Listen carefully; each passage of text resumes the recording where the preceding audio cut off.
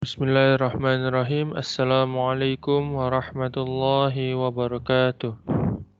Alhamdulillahi rabbil alamin. Wassalatu wassalamu ala asrafil anbiya wal mursalin wa ala alihi wa sahbihi ajmain, amma ba'du. Yang saya hormati Bapak Muhammad Lia Ulami selaku dosen pengampu mata kuliah pendidikan agama Islam. Perkenalkan, nama saya Rifki Hairul Fakhrian dengan NIM 004. Saya akan mempresentasikan hasil makalah saya mengenai hakikat penciptaan manusia.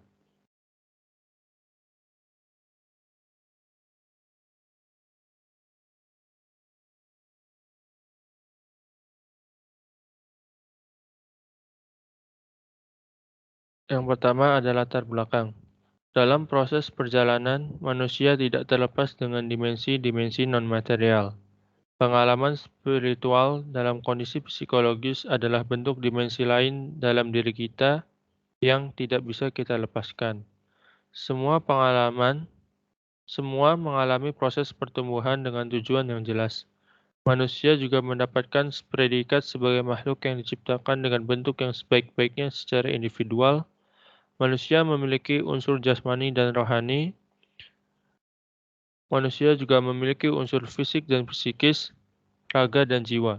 Sebagai ciptaan Allah, manusia perlu mentaati apa yang telah dititahkannya dalam kitabnya. Tingkah laku dan segala yang dilakukan oleh manusia semestinya harus sesuai dengan segala yang diperintahkan oleh Allah. Pada hakikatnya, segala yang dilakukan oleh manusia adalah karena digerakkan olehnya. Manusia merupakan makhluk yang diciptakan oleh Allah Subhanahu wa taala di muka bumi ini dengan sebaiknya makhluk, sebaik-baiknya bentuk dan sebaik-baiknya umat untuk mengemban sebuah tugas yang mulia, yaitu beribadah kepada Allah Subhanahu wa taala. Selanjutnya ada rumusan masalah. Yang pertama, apa hakikat manusia menurut Islam? Yang kedua, apa tujuan dan fungsi penciptaan manusia? Yang ketiga, bagaimana proses penciptaan manusia? Masuk ke pembahasan pertama, yaitu apa hakikat manusia menurut Islam. Dalam konsepsi Islam, manusia merupakan satu hakikat yang mempunyai dua dimensi, yaitu dimensi material atau dimensi jasad, dan dimensi imaterial atau dimensi ruh, jiwa, akal, dan sebagainya.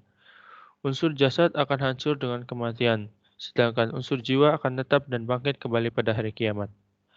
Banyak ayat Al-Quran yang membicarakan hal ihwal manusia dalam berbagai aspek, termasuk pula dengan nama-nama yang diberikan Al-Quran untuk menyebut manusia. Setidaknya terdapat 5 kata yang sering digunakan Al-Quran untuk merujuk kepada arti manusia, yaitu insan atau ins, atau alnas atau unas, dan kata bashar serta kata bani Adam atau duriat Adam. Selanjutnya pembahasan yang kedua yaitu apa tujuan dan fungsi penciptaan manusia. Yang pertama, sebagai pengurus khalifah bagi planet bumi. Yang kedua, untuk menyembah Allah. Tujuan manusia diciptakan juga memiliki tujuan agar manusia dapat menyembah Allah sebagai pencipta mereka. Dijelaskan dalam firman Allah sebagai berikut. A'udzu billahi minasyaitonir rajim. Bismillahirrahmanirrahim.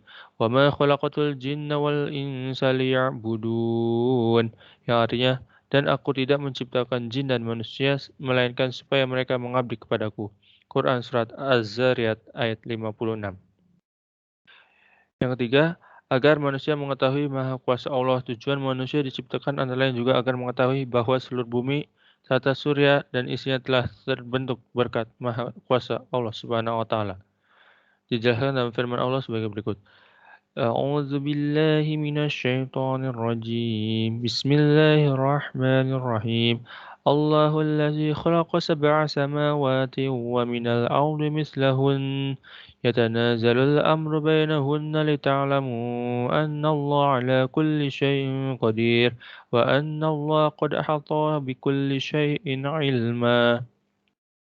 Yang selanjutnya sebagai bukti kelayakan saat di akhirat.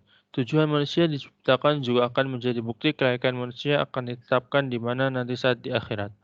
Allah telah berfirman, "Walillahi ma fis samawati wa ma fil ard liyajziyal ladzi asa'u bima 'amilu wa yajziyal ladzina ahsanu bil husna." Yang artinya, kepunyaan Allah lah apa yang ada di langit dan bumi, agar ia membalas orang-orang yang berbuat buruk. Sebab apa yang mereka kerjakan dan mereka balas orang-orang yang berbuat baik dengan kebaikan. Quran Surat An-Najm ayat 31.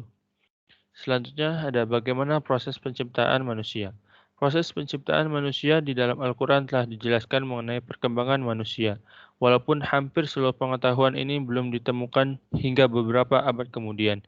Ini membuktikan bahwa Nabi Muhammad SAW adalah utusan Allah Subhanahu wa taala dengan mukjizatnya yang menjadi dasar riset para ilmuwan modern.